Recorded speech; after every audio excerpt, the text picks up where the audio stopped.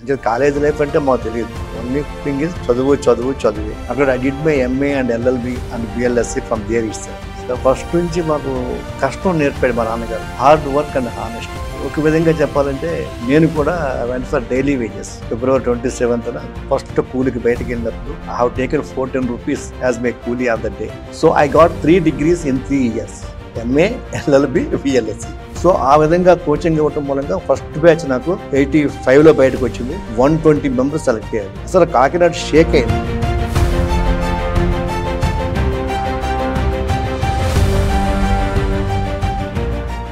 కాకినాడ దగ్గర చిన్న ఊర్లో పుట్టిన ఒక వ్యక్తి. తండ్రి ఒక కూలీ. చిన్నప్పటి నుంచి చాలా కష్టాలు పడ్డాడు. తిను కూడా ఒక టైంలో కూలీ పని చేయాల్సి వచ్చింది. కానీ డిగ్రీ పూర్తయిన తర్వాత ఒక చిన్న కోచింగ్ సెంటర్ పెట్టుకొని 2024కి వచ్చేసరికి ఆ కోచింగ్ సెంటర్ని 180 acres క్యాంపస్గా మార్చుకొని ఒక యూనివర్సిటీ కింద కన్వర్ట్ చేశారు. This is the story of mister Seshareddy, the founder of Aditya university. Seshareddy గారు, థ్యాంక్ యూ సో మచ్ వేటి న్యూస్కి వచ్చినందుకు. ఇలాంటి ఒక పర్సన్తో నేను కూర్చుంటాను అని అయితే అనుకోలేదు definitely.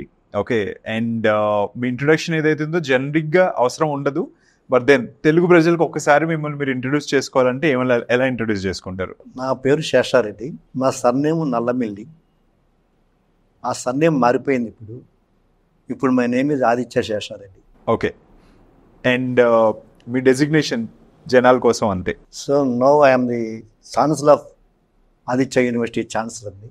All right. Founder, chairman of Aditya group of institutions. Okay, ఊరు సార్ ఎక్కడ పుట్టారు? మీ ఊరేంటి? నా సొంత ఊరు కుట్టుకూలు ఊరు అని చెప్పేసి అనపర్తి నియోజకవర్గంలో అక్కడ ఒక చిన్న పల్లెటూరు. మా ఫాదర్ వాజ్ ఏ కూలీ. Yes, okay, literally. సో ఆయన మమ్మల్ని కష్టపడి 5 పిల్లలు మేము, ఒక సెంటు భూమి కూడా లేకుండా కష్టపడి పనిచేసి పెంచాడు ఆయన. ఒక విధంగా చెప్పాలంటే నేను కూడా వెంట ఫర్ డైలీ వేజెస్. నాకు ఎప్పటికీ గుర్తు, ఇంటర్మీడియట్ పరీక్షలు అయిపోయిన వెంటనే February 27th ఫస్ట్ కూలికి బయటకు వెళ్ళినప్పుడు I have taken 14 rupees as my కూలీ of the day. So first నుంచి మాకు కష్టం నేర్పాడు మా నాన్నగారు. Hard work and honesty. ఎలా నేర్పాడంటే ఎర్లీ మార్నింగ్ పొద్దుట 5 గంటలకు మమ్మల్ని నిద్ర లేపి పొలం తీసుకెళ్ళేవాడు.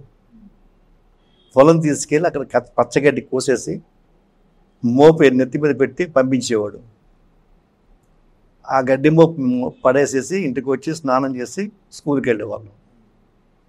మరలా ఆదివారం ఈవినింగ్ వచ్చిన వెంటనే గేదెలు ఉంటాయి కదా, మీకు తెలిసే ఉంటుంది, ఆ గేదెలను తోలుకెళ్ళి కాలంలోకి వెళ్ళి కడుక్కు రావాలి.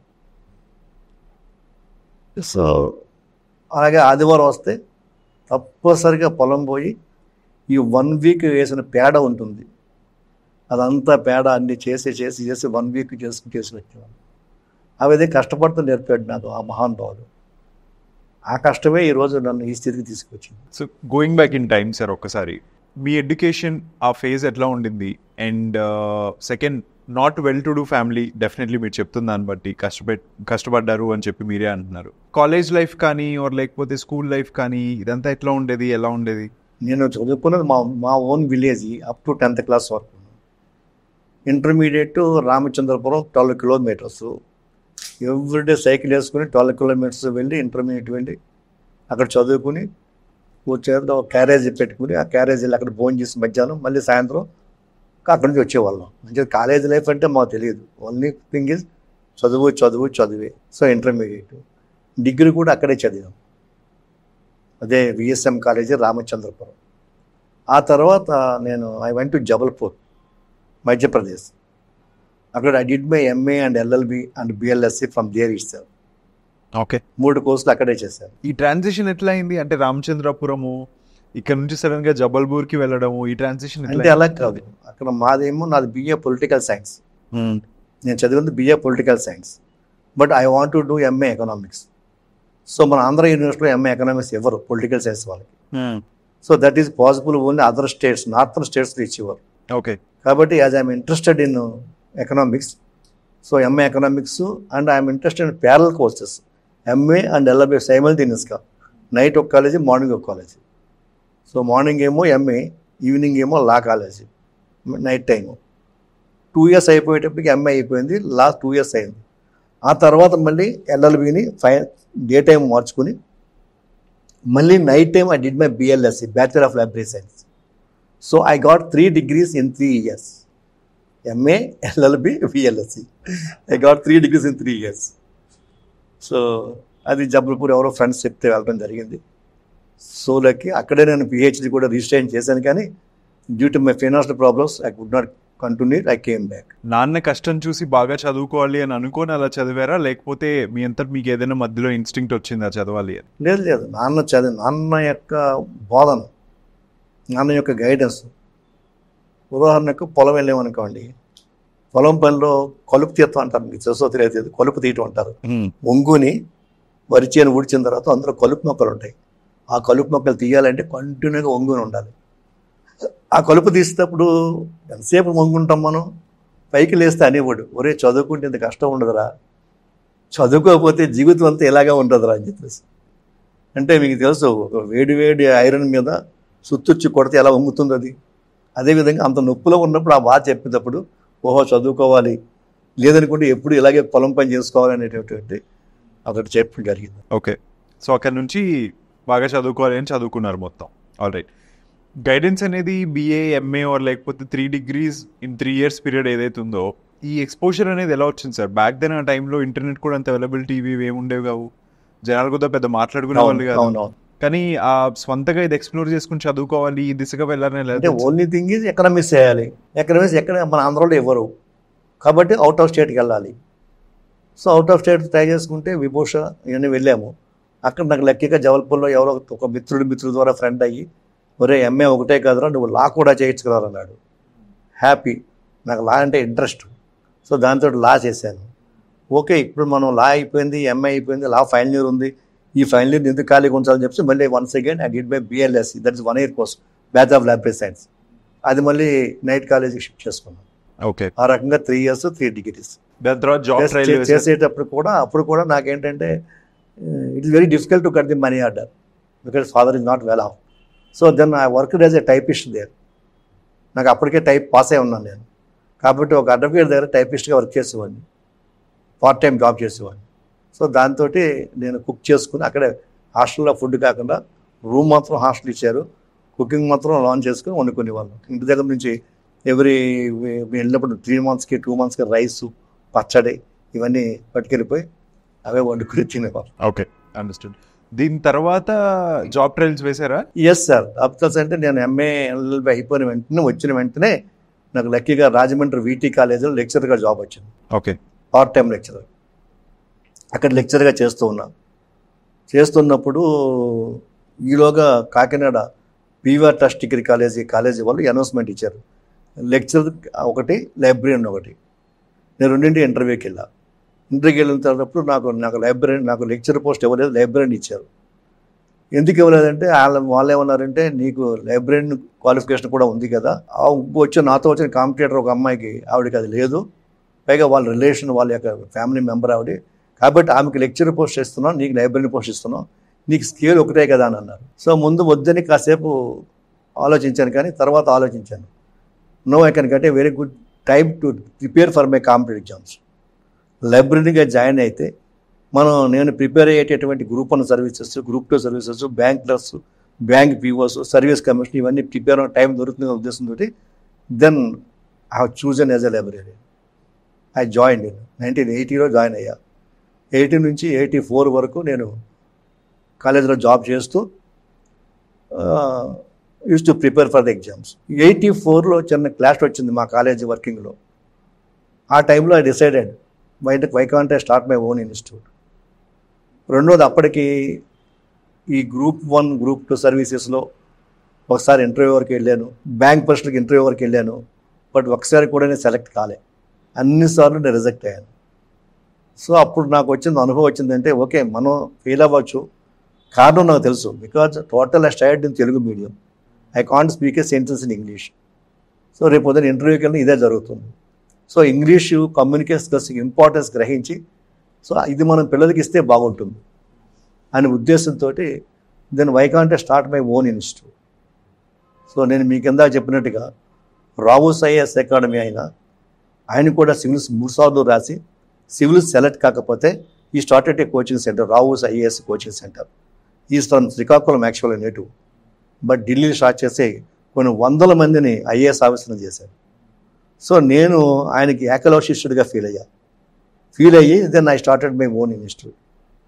ఇన్స్టిట్యూట్ పెట్టేటప్పుడు కూడా ఫైనాన్స్ డబ్బులు ఎక్కడ ఉన్నాయి, నా వైఫ్ గోల్డ్ బ్యాంకులో తాకట్టు పెట్టి 36,000 రూపీస్ ఆంధ్ర బ్యాంకులో లోన్ తీసుకుని అదే డబ్బుతోటి ఇన్స్టిట్యూట్ పెట్టా. ఇప్పటికే గుర్తు, నాకు ఒక నర్మదా మేడం అనే ఒక మేడం ఉండేది పాపం.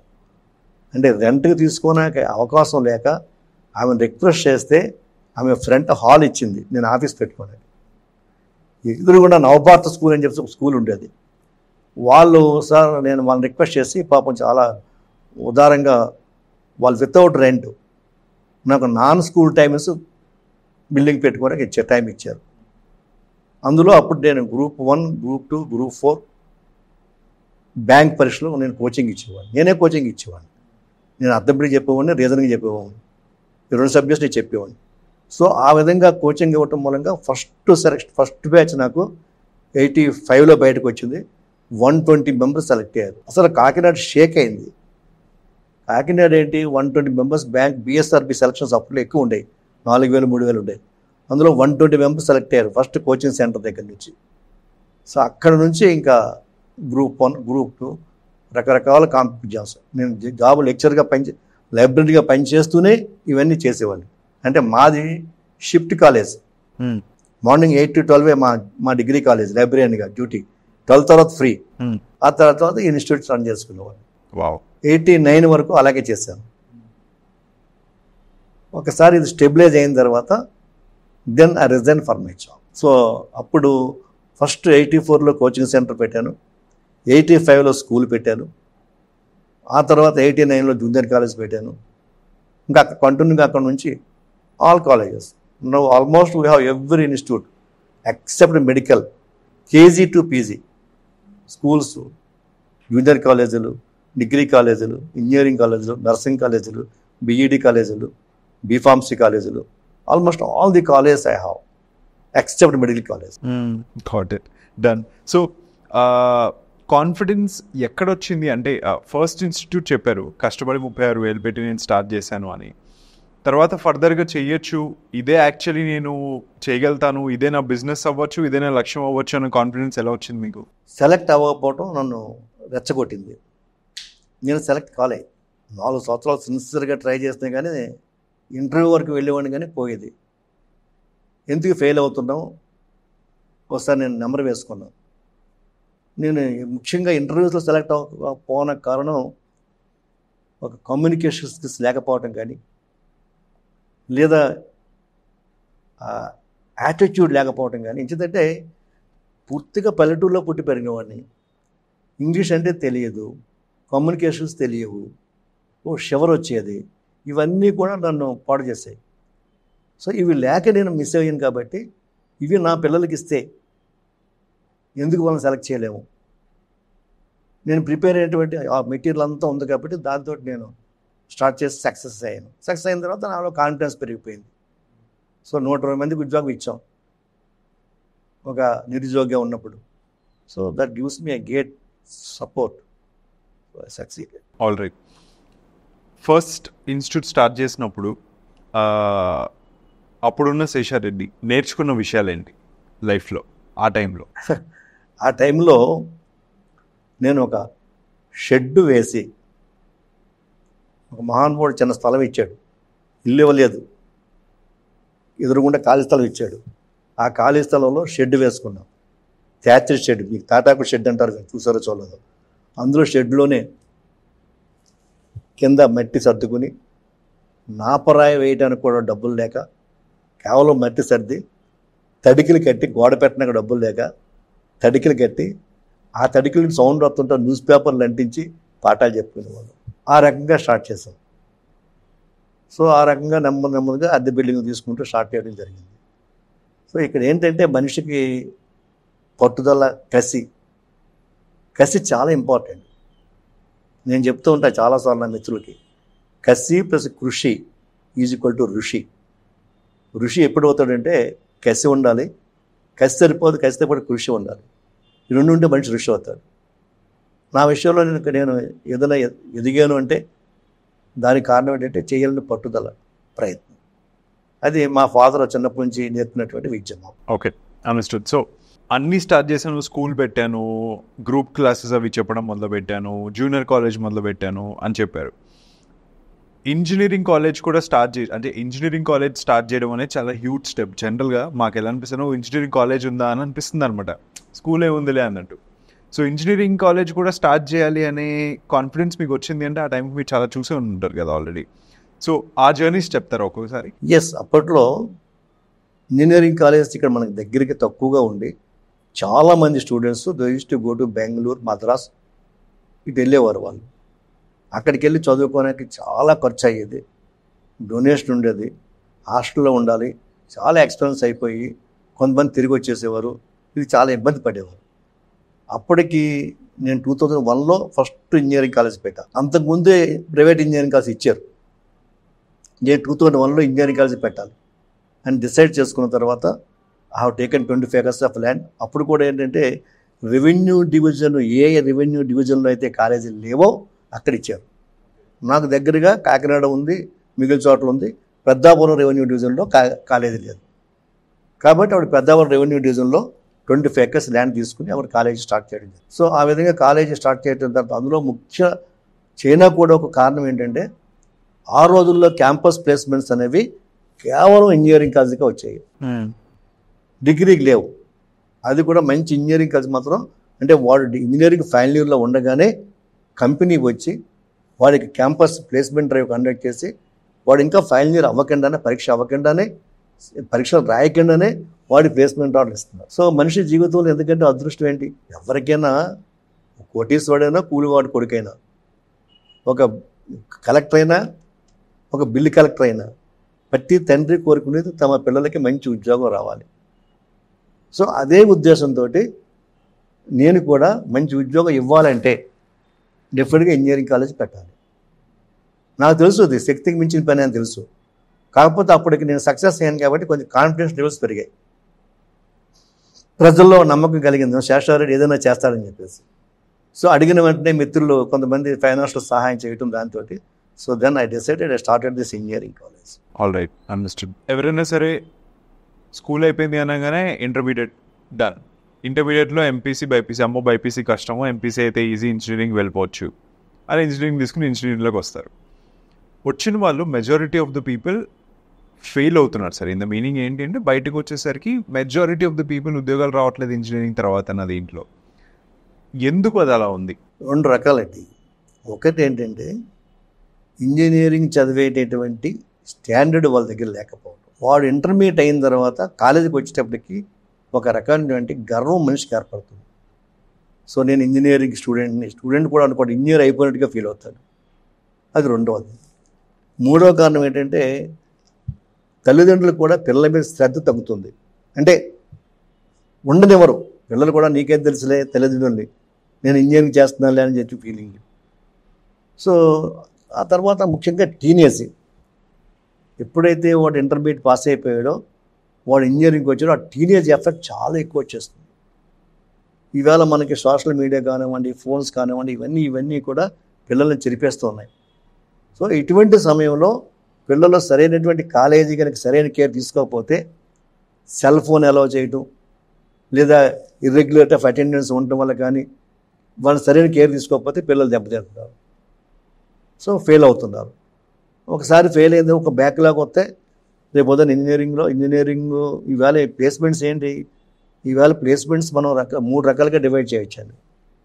ఒకటి గవర్నమెంట్ జాబ్స్, అవి 2% కన్నా ఎక్కువ ఉండవు.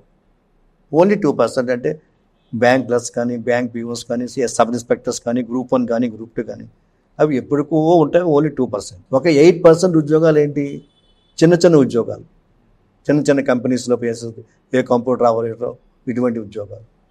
ఇక 90% జాబ్స్ అన్నీ కూడా క్యాంపస్ ప్లేస్మెంట్స్, అంటే ఎంఎన్సి అంటే మల్టీనేషనల్ కంపెనీ, అంటే బహుళజాతి సంస్థలు. ఈవేళ 90% ఉద్యోగాలు. ఈ అన్ని కంపెనీలు ఏం చేస్తాయి, ఏమి పేపర్ నోటిఫికేషన్ ఇవ్వవు. మినిస్టర్గా చెప్తే ఉద్యోగం ఇవ్వరు, పిఎం చెప్తే ఉద్యోగం ఇవ్వరు. మరి ఏం చేస్తారంటే they will conduct the campus drive conduct చేస్తారు. ఇక్కడ మంచి కాలేజీలకి క్యాంపస్ డ్రైవ్ వాళ్ళే వెళ్ళి వాడు ఫైనల్ ఇయర్లో ఉండగానే వాడే అక్కడ ప్రాసెస్ కండక్ట్ చేసి ఈ ప్రాసెస్లో సెలెక్ట్ అయిన వాళ్ళకి అప్పుడే ఈ will give the placement order. But ఇంకా ఇంజనీరింగ్ అవ్వలే, ఇంకా ఫైనల్ ఇయర్ ఎగ్జామ్ రాయలే, రిజల్ట్ రాలే, but before that he is going to get a placement order. So ఇటువంటి ట్రెండ్ ఈవేళ ఉంది మనకి. ఈవేళ జనరేషన్ చాలా అదృష్టవంతుడు. మా టైంలో ఆకలి రాజు సినిమా వచ్చింది, బాగా గుర్తు మాకు ఇప్పటికీ. ఏంటంటే ఉద్యోగం ఉండదు, డిగ్రీ పూర్తి అయిపోతుంది, ఖర్చుకు డబ్బులు అమ్మా నాన్న ఇవ్వరు, ఉద్యోగం లేదు, సంపాదన లేదు, ఏం చేయాలి, ఏమీ చేయలేని పరిస్థితుల్లో అలా తిరుగుతూ ఉండేవాళ్ళం. సో ఆ రోజు ఉద్యోగం రావాలంటే డిగ్రీ పూర్తయిన తర్వాత 2 సంవత్సరాలు 3 సంవత్సరాలు 4 సంవత్సరాలు 5 సంవత్సరాలు కనపడినటువంటి ప్రతి నోటిఫికేషన్కి అప్లికేషన్ పెట్టుకుని ప్రిపేర్ అయ్యి వెళ్ళేవాళ్ళం, వచ్చేది కాదు. అప్పుడు ఏదో చిన్న ఉద్యోగం జాయిన్ అయ్యేవాళ్ళం. కానీ ఇవాళ అలా కాదే. నీ దగ్గర తెలివితేటలు ఉంటే, నీ దగ్గర శక్తి ఉంటే, నీ దగ్గర కమ్యూనికేషన్ స్కిల్స్ ఉంటే నీకు డిగ్రీ ఫైనల్ ఇయర్లో, ఇంజనీరింగ్ ఫైనల్ ఇయర్లో జాబ్ వస్తుంది. సో ఇటువంటి విషయాల పట్ల క్యాంపస్ ప్లేస్మెంట్ తేవాలి నా ఉద్దేశం. ఆ రోజు ఇంజనీరింగ్ నేను చేయటంలో కూడా ఉద్దేశం ఏంటంటే, ఎస్, నా విద్యార్థి డిగ్రీ ఇచ్చి చేతితో పంపకూడదు, ఒక చేతితో డిగ్రీ సర్టిఫికెట్, మరొక చేతితో ప్లేస్మెంట్ ఆఫరు, రెండూ పట్టుకెళ్ళే విధంగా మనం ఇంజనీరింగ్ కాలేజ్ రెడీ చేయాలనే ఉద్దేశంతో నేను ఇంజనీరింగ్ కాలేజ్ స్టార్ట్ చేశాను. So that I'm very successful. Okay, ఈ సంవత్సరం కూడా మొన్న కూడా 39 lakhs 36 lakhs 25 lakhs తోటి ఎంతోమందికి జాబ్స్ వచ్చాయి ఫైనల్ ఇయర్లో. సో అది ఇంజనీరింగ్ కాలేజ్. నేను అప్పటికి డిగ్రీ కాలేజ్ స్టార్ట్ చేశాను. డిగ్రీ కాలేజీ క్యాంపస్ ప్లేస్మెంట్ వచ్చాయి కాదు, only engineering college campus placements వచ్చాయి. నాలో చాలా బాధ, ఆవేదన ఉంది. వాడు ఇంటర్మీడియట్ పాస్ అయ్యాడు, వీడు ఇంటర్మీడియట్ పాస్ అయ్యాడు, వాడు కంప్యూటర్ సైన్స్ చదివాడు, వీడు కంప్యూటర్ సైన్స్ చదువుతున్నాడు. బట్ ఇంజనీరింగ్ స్టూడెంట్కే క్యాంపస్ ప్లేస్మెంట్ ఎందుకు ఇవ్వాలి? Why not for degree students? ఇదే ఆలోచనతో నేను చాలా కంపెనీ హెచ్ఆర్స్ వస్తారు కాబట్టి మా దగ్గరికి వాళ్ళని అడిగేవాడిని, డిస్కస్ చేసేవాడిని. అబ్బాయి వాళ్ళకి కష్టం అండి, వాళ్ళు చదవలేరు, వాళ్ళకి యాప్టిట్యూడ్ తెలియదు, వాళ్ళకి కోడింగ్ తెలియదు అని చెప్పేవారు. సో అప్పుడు నేను డిసైడ్ చేసుకుని డిగ్రీ కాలేజీని స్టేట్ మొత్తం మీదే డిగ్రీ కాలేజీ స్టూడెంట్స్ కూడా యాప్టిట్యూడ్ ట్రైనింగ్ ఇచ్చాను. All right, understood sir. ఇందా మీరు చెప్పిన బ్రేకప్లో ఒక 2% ఏమో ఈ గవర్నమెంట్ జాబ్స్కి ప్రిపేర్ అవుతారు, 8% చిన్న కంపెనీలు, మిగతా వాళ్ళందరూ 90% వచ్చేసారు అని చెప్పి కాలేజ్ నుంచి బయటకు వచ్చి ఈ 2% ఆఫ్ ద జాబ్స్ కోసం విచ్ ఆర్ గవర్నమెంట్, దీనికి ఏళ్ళు కష్టపడి రాక నోటిఫికేషన్లు పడగా ఉండిపోయే వాళ్ళు కరెక్ట్ ప్రాసెస్లోనే వెళ్తున్నారా అసలు, లేకపోతే వాళ్ళు ఎలా ఆలోచించాలి? ఇది yes, is a very good question అండి. ఇది యాక్చువల్గా మేము ఏం చేస్తామంటే, ఇందాక మీకు చెప్పాను, even any railway service commission, staff selection commission or BSRB, ఇవన్నీ ఎగ్జామ్స్ కూడా యాప్టిట్యూడ్ ఆధారపడి ఉంటాయి. సో మేము ఎప్పుడైతే ఇక్కడ యాప్టిట్యూడ్ కోచింగ్ ఇస్తున్నామో ఆటోమేటిక్గా వాళ్ళకి తెలిసిపోతుంది, yes I'm fit for a government post అని చెప్పేసి వాళ్ళేమో దీనికి వెళ్తున్నారు, ట్రై చేస్తున్నారు. కొంతమంది ఏంటంటే ఆ రిస్క్ ఎందుకని చెప్పేసి హ్యాపీగా జాయిన్ అవుతున్నారు. నా స్టూడెంట్స్ చాలామంది గ్రూప్ 1 సెలెక్ట్ అయ్యారు, చాలామంది బ్యాంక్ ఆఫీసర్ సెలెక్ట్ అయ్యారు. ఇంచేది ఆ ఫౌండేషన్ మనం ఇస్తున్నాం కాబట్టి. కానీ దానివల్ల ఏంటంటే మీరు చెప్పిన దాంట్లో ఒక 10% సెలెక్ట్ అవుతారు, మిగిలిన 90% వాళ్ళకి గవర్నమెంట్ జాబ్స్ రాక చాలా ఇబ్బంది పడిపోతున్నారు. అప్పుడు ఈ సబ్జెక్ట్ వచ్చిపోతున్నారు. ఈ జనరేషన్ చాలా అదృష్టవంతులు అని చెప్తాను. ఇంచేతంటే వాడికి డిగ్రీలో వాడికి ఇంకా 21 years రాకుండా జాబ్ వచ్చేస్తుంది వాడికి. కానీ అట్ ది సేమ్ టైం వాడు కనుక జాబ్ రాకుండా బయటికి వెళ్ళిపోతే, క్యాంపస్ దాటితే బయటికి వెళ్ళిపోతే వాడి పరిస్థితి ఏంటి తెలుసా అండి? Fish out of the water. అలాగే ఇప్పుడు డిగ్రీ స్టూడెంట్ కూడా, ఇంజనీరింగ్ స్టూడెంట్ కూడా వాడు ఫైనల్ ఇయర్లో ఉండగా క్యాంపస్ ప్లేస్మెంట్ తెచ్చుకుంటేనే వాడు ఉద్యోగం వచ్చినట్టు. క్యాంపస్ ప్లేస్మెంట్ రాకుండా వాడు డిగ్రీ పాస్ అయిపోయి బయటికి వెళ్ళిపోతే వాడి జీవితంలో మరో కంపెనీ ద్వారా క్యాంపస్ ప్లేస్మెంట్ ఎంఎన్సీలో సెలెక్ట్ కాలేడు, unless otherwise you can do again PG చేయకపోతే తప్పిస్తాయి. రైట్, ఇప్పుడున్న టైంలో engineering, medicine, degree, okay, BCom, ఇవే కాకుండా వేరే కోర్సెస్ కూడా ఏమున్నాయో చూసి ఎక్స్ప్లోర్ చేసే టైంలోకి వచ్చారు. బికాస్ జనరేషన్ మారింది కాబట్టి అండ్ ఆల్ కదా. ట్రెడిషనల్ కోర్సెస్ ఏవైతే ఉన్నాయో ఇప్పటిదాకా బీతో స్టార్ట్ అయ్యేవన్నీ, ఇవన్నీ కూడా అయిపోయినట్టేనా, లేకపోతే వాడి వాల్యూ డిగ్రేడ్ అయిపోయిందని అనుకోవాలా? ఇప్పుడు బిఏ ఉంది, దానివల్ల ఓన్లీ కాంట్రాక్ట్ ఎగ్జామ్స్ తప్పిస్తే ఏ గ్రూప్ 1 గ్రూప్ 2 తప్పిస్తే ఉపయోగం లేదు. అలాగే బిఏ సోషియాలజీ ఆరు బిఎస్సి మైక్రోబయాలజీ ఇలాంటి వాటికి పెద్ద ఛాన్సెస్ లేవు. ఇవాళ 90% సాఫ్ట్వేర్ జాబ్స్ కాబట్టి BSc computer science, BSc artificial intelligence, BSc data science, BCA data science ఇటువంటి ఉద్యోగాలు ఇవాళ ఎక్కువ అవుతున్నాయి కాబట్టి మేము కూడా దాన్ని ఎంకరేజ్ చేస్తాం. కానీ ఇది చాలా డేంజరస్ సిచ్యువేషన్ పోబోతుంది. ఏం చేద్దంటే ఇవాళ నా స్కూల్స్ ఉన్నాయి. స్కూల్స్లో it is very difficult for me to get a teacher for social sciences, social studies, ఒక ఎకనామిక్స్ కానీ, ఒక సివిక్స్ కానీ, ఒక హిస్టరీ కానీ చెప్పే టీచర్ దొరకట్లేదు. ఎందుకు? చాలా ఎవరు చదవట్లేదు. ఎవరు చదువుతున్నాడు? బిఏ ఎవరు చదువుతున్నాడు, బీకామ్ ఎవరు చదువుతున్నాడు? అది ఇంగ్లీష్ మీడియం స్కూల్, వాడు ఇంగ్లీష్ బాగుండాలి. సో కాబట్టి it is very difficult to get a teacher. It is easy to get a teacher in mathematics, but it is very difficult to get a teacher in social studies or history, something like that. ఏం చేస్తున్నారు ఇలాంటి చోట? మీరు ఇలా procure చేస్తున్నారు? Actually మంచి, నేను స్వార్థపరుణ్ణి. నాకు కావాల్సింది నా కొరడు ఉద్యోగం కావాలి అని చెప్పి వాడు హిస్టరీ జనం బాధపడుతున్నారని చెప్పి హిస్టరీ చదివిస్తే వాడు నా పిల్లడు ఏమైపోతాడు? జనం బాధపడుతుంది, నేను ఎకనామిక్స్ చదువుతున్న పిల్లడు ఏమైపోతాడు అని చెప్పి నేను పూర్తిగా 100% సెల్ఫిష్. నా పిల్లడికి ఉద్యోగం రావాలి. ఉద్యోగం చదవాలంటే ఏ కోర్స్ చదవాలి? Computer science, coding, artificial intelligence, data science ఇవి చదివించు. ఓకే, ఇక్కడ నేను సమాజం చూడను, నేను నా పిల్లల యొక్క భవిష్యత్తు చూస్తాను. సార్ ఇప్పుడు మీరు చెప్పిన కోర్సెస్ అన్నీ ఏవైతే ఉన్నాయో ఇవన్నీ కూడా ఈ టైంలో బజ్ వర్డ్స్ లాగా, ట్రెండ్ వర్డ్స్ లాగా, డేటా సైన్స్ అని చెప్పి, ఏఐ అని చెప్పి ఇవన్నీ మాట్లాడేవి. వాటిని టీచ్ చేసే స్కిల్ సెట్ ఉన్న టీచర్స్ ఆల్రెడీ మార్కెట్లో అవైలబుల్ ఉన్నారా నిజంగా ఈ కోర్సెస్కి వాల్యూ యాడ్ చేయడానికి? లేరు. కానీ నేనేం చేస్తాను తెలుసా అండి, నా దగ్గర ఇంజనీరింగ్ కాలేజ్ స్టూడెంట్స్ని, ఫైనల్ ఇయర్ స్టూడెంట్స్ని ఇంచుమించు ఈ సంవత్సరం 120 మెంబర్స్ సెలెక్ట్ చేసుకున్నాం. 120 మెంబర్స్ బీటెక్ అయిపోయారు పిల్లల్ని సెలెక్ట్ చేసుకుని వాళ్ళందరికీ నెలకి 30,000 రూపాయలు స్టైఫండ్ ఇచ్చి 6 నెలలు ట్రైనింగ్ ఇచ్చారు. స్టైఫండ్ ఇచ్చి ఆ తర్వాత అందులో సెలెక్ట్ చేసుకుని 50,000 జీతం ఇస్తున్నారు. No, I have plenty of staff. Okay, AI data science దొరకనాకి అద్భుతమైనటువంటి ట్రైనింగ్ ఇప్పించాను బయట నుంచి తీసుకొచ్చి. ఎవరికైతే 3 lakhs 4 lakhs తీసుకొచ్చానో వాళ్ళ చేత వీళ్ళకి ట్రైనింగ్ ఇప్పించాను. వీడికి బీటెక్ అయిపోయింది, వీడిని తీసుకున్నాను, మంచి తెలివైన పిల్లలు టెస్ట్ పెట్టి తీసుకున్నాను. టెస్ట్ పెట్టి తీసుకుని వీళ్ళకి 3 months ట్రైనింగ్ ఇచ్చాను. 3 months ట్రైనింగ్ అయిన తర్వాత నేను టెస్ట్ పెట్టుకున్నాను. అప్పుడు వాళ్ళకి ఇంట్రెస్ట్ ఉంటాయి 30,000 స్టైఫండ్ ఇచ్చాను. ఇప్పుడు 50,000 రూపాయలు జీతం ఇస్తున్నాను. వాడు హ్యాపీగా ఉన్న ఊళ్ళో వాడు లెక్చర్గా ఉంటున్నాడు, హ్యాపీ కదండి.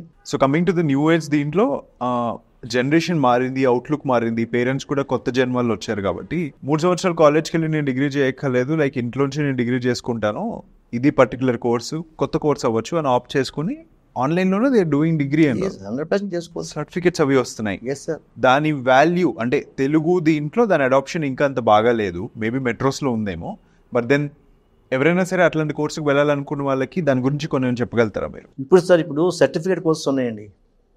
సిస్కో సర్టిఫికేట్ కోర్స్ ఉంది. వాడు బీఎస్సీ చదువుతున్నాడు చేస్తున్నాడు, బీఎస్సీ చదవడం కూడా చేస్తున్నాడు. అలాగే డిఫరెంట్ సర్టిఫికేట్ కోర్సెస్ ఉన్నాయి.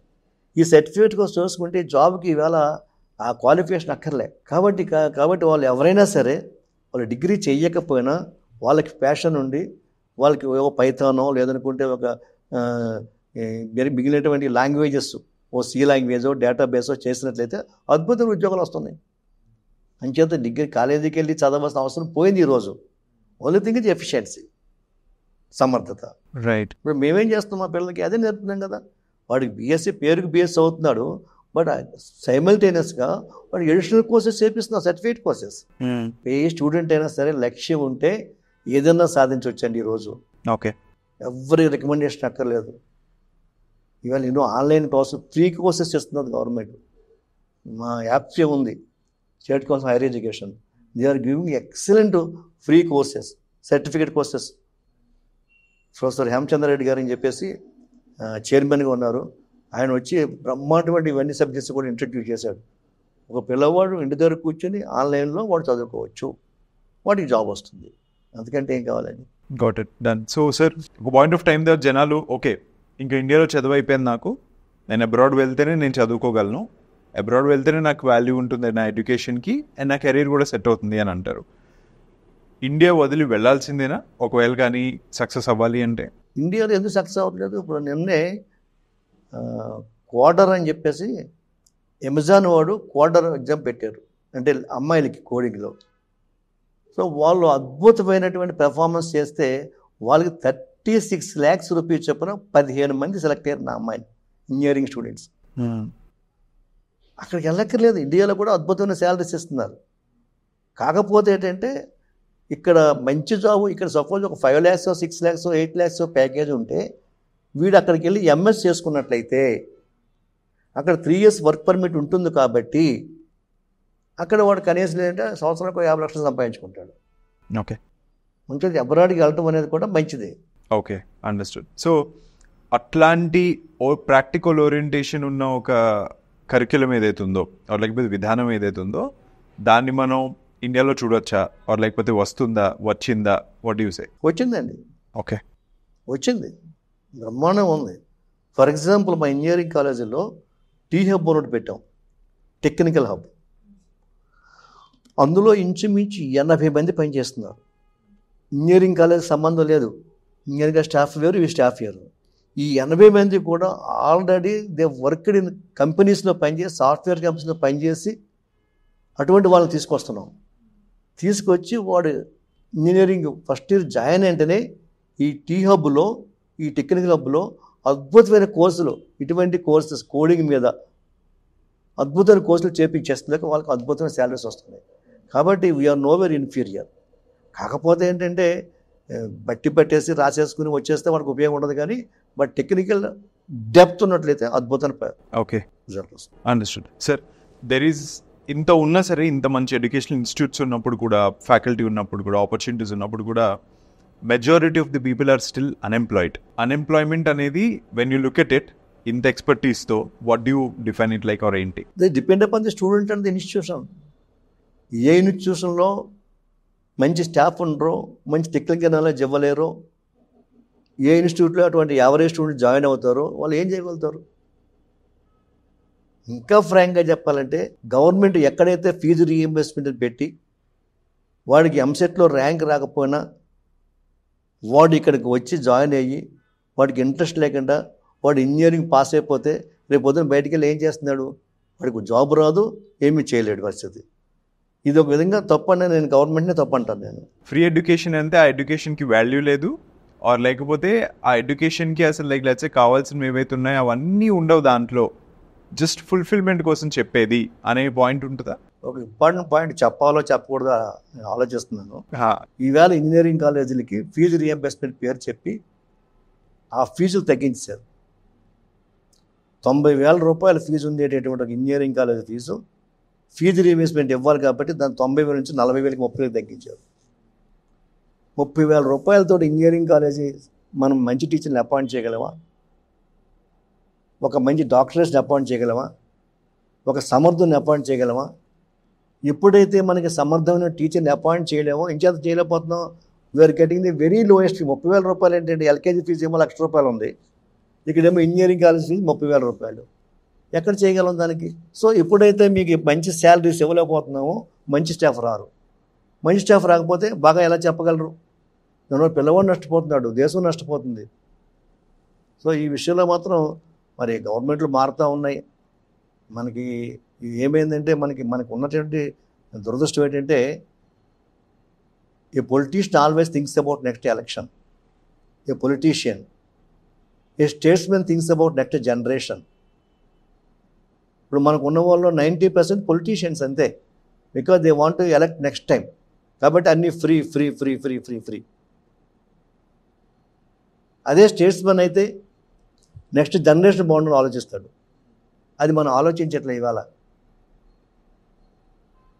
ఎందుకంటే ఎక్కువ డెప్త్కి వెళ్ళనే వద్దు. Got it.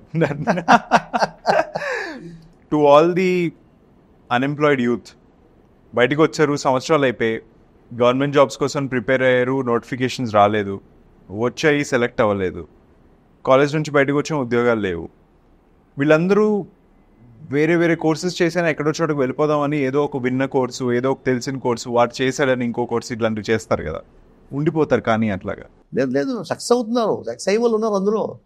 అసలు సక్సెస్కి వేళ అసలు బోళ్ళంత ఆకాశం వద్దండి, ఎంతైనా సక్సెస్ అవ్వచ్చు, వాడికి ఆ పట్టుదల ఉండాలి అంతే. అది పిల్లవాడు తప్పే కానీ మరి ఎవరిది కాదు, సమాజానికి కాదు. ఓకే, ఆ పిల్లవాడు కష్టపడితే ఎందుకు రాదండి? ఇవాళ జావా నేర్చుకోమని చెప్పండి, పైథాన్ నేర్చుకోమని చెప్పండి, ఎందుకు జాబ్స్ రావట్లేదు? ఓకే. అసలు ఈవేళ క్వాలిఫికేషన్ ఎవరు చూడట్లేదే. ఈవెన్ నేను కూడా చూడండి, I don't bother about the qualification of the candidate. నాకు లెక్చరర్గా కావాలనుకుంటే వాడికి ఎంత ఎఫిషియన్సీ ఉంది చూస్తాను. వాడు బీటెక్, ఎంటెక్, గ్రాడ్యుయేట్, డాక్టరేట్ అవసరం లేదు నాకు. Whether is the efficiency of the teaching, ఆ సబ్జెక్ట్ ఉంటే డెఫినెట్గా తీసుకుంటాను నేను. Got it. ఇప్పుడు ఒకవేళ కానీ ఒక మిడిల్ లెవెల్ కంపెనీ 8% మీరు చెప్పింది ఉంది కదా చిన్న ఉద్యోగం, సో 8%లోకి వెళ్ళి చేసే వాళ్ళది చిన్న ఉద్యోగం అన్నట్టు చూస్తారు. But let's say full fledged కాకుండా పని నేర్చుకుంటున్నాడు, హ్యాపీగా ఉన్నాడు, ఇదిగా ఉంటుంది. ఇంకోటి పెద్ద ఉద్యోగం ఎంఎన్సి, ఓకేనా, దీంట్లోకి వెళ్తే లైఫ్ అన్నట్టే ఉన్నట్టు, దీంట్లోకి వెళ్తేనే లైఫ్ చాలా బాగా ఉన్నట్టు అనేది ఒక వర్షన్ ఉంటుంది కదా బయట. What do you say about that? ఇందులో చెప్పడానికి నిజమే, వాస్తవం అది. వాడు 10,000 రూపాయలు 15,000 రూపాయలతో ఉద్యోగం చేయాలంటే కనీసం ఒక అపార్ట్మెంట్ తీసుకోవాలి కదా, కనీసం ఫ్యామిలీ బతకాలి కదా, పిల్లలు చదివించుకోవాలి కదా. ఈ 10,000 రూపాయలతో 10,000తో ఏం చేయగలడు వాడు? ఓకే. అదే మరి ఇంకొక 30,000 40,000 50,000 ఉద్యోగం వెళ్ళేవాడు, వాడు హ్యాపీగా వాళ్ళ ఫ్యామిలీ బాగుంటుంది కదా. అదే చెప్తాం మేము, ఎప్పుడు చెప్పినా అదే చెప్తాం. అంచేత తప్పలేదు మన అందరికీ అన్ని ఉద్యోగాలు ఇవ్వలేం కదండి. అది వాడు హార్డ్ వర్క్ చేస్తే నేర్చుకుంటే సక్సెస్ అవుతాడు. అండర్స్టూడ్. అంతే. మీకు ఒకవేళ కానీ కరిక్యులమ్స్ని, కోర్సెస్ని డిజైన్ చేసే ఆపర్చునిటీ వస్తే what is the first thing that you will change for majority of the students to succeed? సరే, it is ever changing society ఎప్పుడు చేంజ్ అయ్యేది. వరకు మనం ఏ మాట విన్నామా? వినలేదు. ఒక 5 years బ్యాక్ 6 years బ్యాక్ ఏఏ అంటే తెలియదు. ఈవేళ నా కాలేజీలో మొత్తం అన్ని ఏఏ కోర్సులే, బీఎస్సీ ఏఏ, బీసీఏ ఏఏ. డేటా సైన్స్ మనం విన్నాం, మనం ముందు ఒక 10 years బ్యాక్. ఇప్పుడు అంతా బీఎస్సీ డేటా సైన్సే, అలాగే క్లౌడ్ కంప్యూటింగ్. కాబట్టి సొసైటీ చేంజ్ అవుతుంది, కాబట్టి సొసైటీ చేంజ్ ప్రకారం కరికులం మార్చగలగాలి. దట్స్ వై ప్రైవేట్ యూనివర్సిటీ వారు సక్సెస్. ప్రైవేట్ యూనివర్సిటీ ఎందుకు సక్సెస్ అవుతుంది అంటే they will take immediate decision. Okay. For example this year I got the university, so Aditya university మాకు వచ్చింది. So I implemented all the new courses. పాత కోర్సులు మొత్తం తీసేసాము, అన్ని కొత్త కోర్సులే పెట్టాము, వాళ్ళకి ట్రైనింగ్ ఇస్తున్నాము టెక్నికల్గాను. They are getting jobs. So మనకి జనరల్గా యూనివర్సిటీలో, గవర్నమెంట్ యూనివర్సిటీలో అంత త్వరగా సిలబస్ చేంజ్ చేయడానికి ఇష్టపడరు, కాబట్టి వాళ్ళు నష్టపోతూ ఉన్నారు. ఇప్పుడు మెకానికల్ ఉందండి, మెకానికల్ కూడా జాబ్స్ వస్తున్నాయి. ఎప్పుడది మీరు ఆ మెకానికల్ ప్లస్ కంప్యూటర్ రెండు కలిపి మిక్స్ చేసి చెప్పగలిగితే డెఫినెట్గా దే ఆర్ సక్సెస్ఫుల్. పేరెంట్స్ అనుకుంటారు ఎడ్యుకేషనల్ ఇన్స్టిట్యూట్స్ అనగానే it is basically money making business అంతే అన్నది కదా. వాళ్ళ వే ఆఫ్ అవుట్లుక్ ఎలా ఉండాలి సార్? ఒకవేళ కానీ మీ యూనివర్సిటీలో ఎవరైనా కోర్స్కి వస్తే ఇది పర్టికులర్ అమౌంట్ అని మీరు చెప్తారు, ఇది చాలా ఎక్కువ అండి అని చెప్పి వాళ్ళు పర్సివ్, బట్ అక్కడ ఎక్కువ అండి అని చెప్పి బయటకు వచ్చి కూడా చెప్పేస్తారు నలుగురికి. అలాంటి వాళ్ళు ఎలా ఆలోచించాలి generally? What do you say to them? వాళ్ళు ఏం తల్లిదండ్రులు అమాయకులు ఏం కాదు. వాళ్ళు కూడా ఈ కాలేజీలో ఎన్ని కంపెనీస్ వచ్చాయి, ఈ కాలేజీకి లాస్ట్ ఇయర్ ఎంతమంది ప్లేస్మెంట్ అయ్యారు, ఈ కాలేజీలో ఫ్యాకల్టీ ఎలా ఉంది, ఈ కాలేజీ డిసిప్లిన్ ఎలా ఉంది, ఇవన్నీ చూసే జాయిన్ చేస్తారు. ఎక్కువ తక్కువ కూడా చూడరు. ఓకే. ఈ 4 చాలా ఇంపార్టెంట్. ప్లేస్మెంట్ ఇంపార్టెంట్ మనకి, అంటే కంపెనీస్ తీసుకురావాలి, వానికి మంచి ఫ్యాకల్టీ అవసరము, మంచి ల్యాబ్స్ అవసరము. ఇవన్నీ ఉన్నప్పుడు ఆటోమేటిక్గా ఉద్యోగం వస్తే ఏముందండి వాడికి? వాడు మహా అయితే ఏముంది, ఒక 2 లక్షల రూపాయలు ఫీజు కట్టినా కానీ 4 years 4 lakhs కడితే కానీ వాడికి ఫైనల్ ఇయర్లో ఉద్యోగం వచ్చి 30 లక్షల జీతం వస్తుంటే వాడికి ఇంకెంతకంటే ఏం కావాలి? Before we close sir, further plans for Aditya university ఏంటి? బికాజ్ మీరు ఒక ఇన్స్టిట్యూట్తో స్టార్ట్ చేసి ఒక 4 డిఫరెంట్ కాలేజెస్ స్టార్ట్ చేసి దెన్ ఇంజనీరింగ్ దానికి వచ్చి now you have KG to everything అయిపోయారు. It's a university now overall. Further plans ఏంటి ఆలోచిస్తున్నారు? Yes, we are going for another university that's deemed to be university. Okay. This is a state university. Aditya University is a state university. Now we are going to plan for a deemed to be university under distance education category కింద ఇంకో university start చేయబోతున్నాం త్వరలోను. అందులో main management courses పెట్టాలని చెప్పేసి, management courses. Okay. So అటువంటి కోర్సులతో university పెట్టాలని చెప్పేసి, so Visakhapatnam, Kakinada, Rajahmundry complex university కింద పెట్టడానికి ప్రయత్నం చేస్తున్నాం. I think we may start it within 1 year. Okay, understood. Last question before we close. BTech చేసిన, ఎంబీఏ చేసిన ఒకటే, ఇప్పుడు అది కూడా పెద్ద ఏం అవ్వట్లేదు అనేది ఒకటి ఉంది బయట. అది అపోహ లేకపోతే వాట్ ఈస్ ద థింగ్? అపోహ. అది ఎందుకు అవ్వట్లేదు అంటే నాకు అర్థం కావట్లేదు. అగైన్ డిపెండ్స్ ఆన్ కాలేజ్ అంటారు. Again it is depend upon the college faculty, depend upon the college discipline, depend upon the student hard work, అంతే. అందుకంటే ఏం కాదు. ఈవేళ ఆకాశమే హద్దు, ఎంత ఉద్యోగాలు, ఎంత అద్భుతమైన శాలరీస్ ఇవాళ వస్తున్నాయి. జనరేషన్ మారిపోయింది. ఇవాళ ఇట్స్ బికమింగ్ గ్లోబలైజేషన్ అండి. ప్రపంచం అంతా చిన్న ఊరైపోయింది. ఇవాళ ఎన్ని చోట్ల ఎన్ని ఉద్యోగాలు వస్తున్నాయండి, అద్భుతమైన ఉద్యోగాలు. చదవకపోతే వాడు తప్పు, చదివించకపోతే కాలేజ్ తప్పు, పట్టించకపోతే పేరెంట్ తప్పు, సమాజం తప్పు కాదు. Society is good. Got it. So Sesha Reddy గారు, thank you so much for coming to Way2 news అండి.